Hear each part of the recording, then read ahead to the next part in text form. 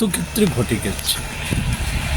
আমরা এক্ষেত্রে যেটা বলতে চাই যে দেশের কথা বাদ দিলে পরেও আমাদের রাজ্যে 18 সালের পর থেকে নানা পর্যায়ে নানাভাবে মানবাধিকার লঙ্ঘিত হচ্ছে।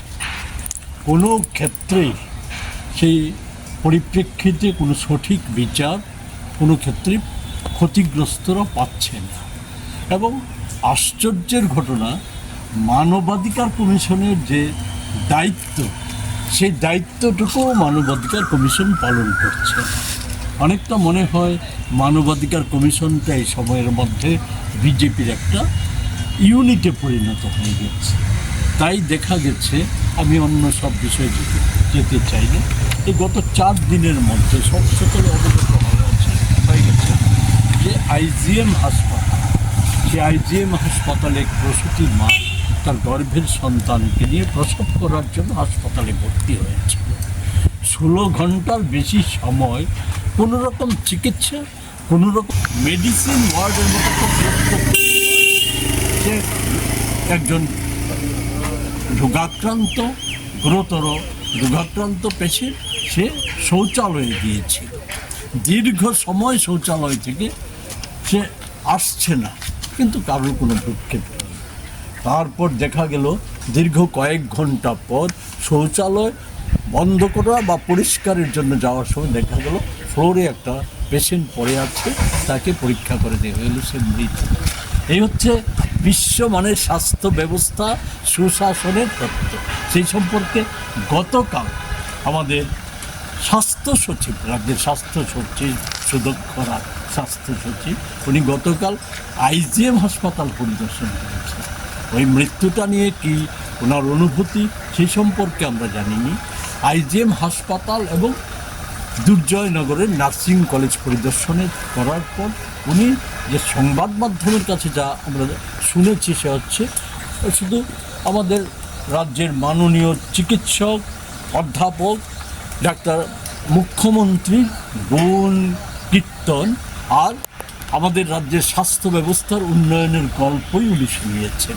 সে সময় কিন্তু জিবিপিতে এই ঘটনাটা, সেক্ষেত্রে আমি শুধু অতি সংক্ষেপে আমাদের রাজ্যে 18 সালের পর সর্বক্ষেত্রেই প্রাধান্য পেয়েছে দুর্নীতি, অব্যবস্থা চূড়ান্ত আকার ধারণ করেছে। এর মধ্যে স্বাস্থ্যক্ষেত্রে প্রথম দিকে যে ইতিবাচক কিছু কর্মসূচি, ন্যূনতম যে সমস্ত কর্মসূচিগুলি হয়ে উঠছিল, সেটা হয়তো বিজেপির যে দর্শন তার সাথে খাপ খাচ্ছিল না।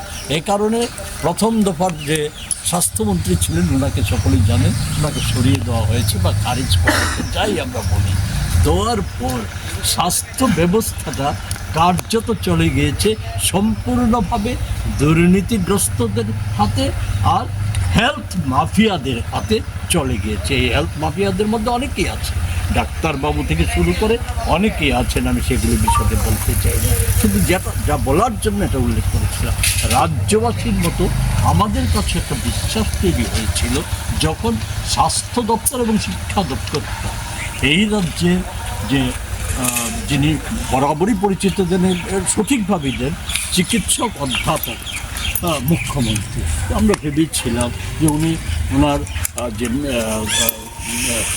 প্রফেশনাল জায়গায় উনি যে দক্ষতার পরিচয় দিয়েছিলেন, যে কারণে উনি নাম অর্জন করেছিলেন, সুনাম অর্জন করেছিলেন, বা ওনার যে পুরনো ঐতিহ্য যা বহন করে উনি আজকে এই জায়গায় গিয়েছেন, সেটাকে মর্যাদা দিয়ে অন্তত স্বাস্থ্য শিক্ষা ক্ষেত্রে উনি পরিবর্তন আনবেন।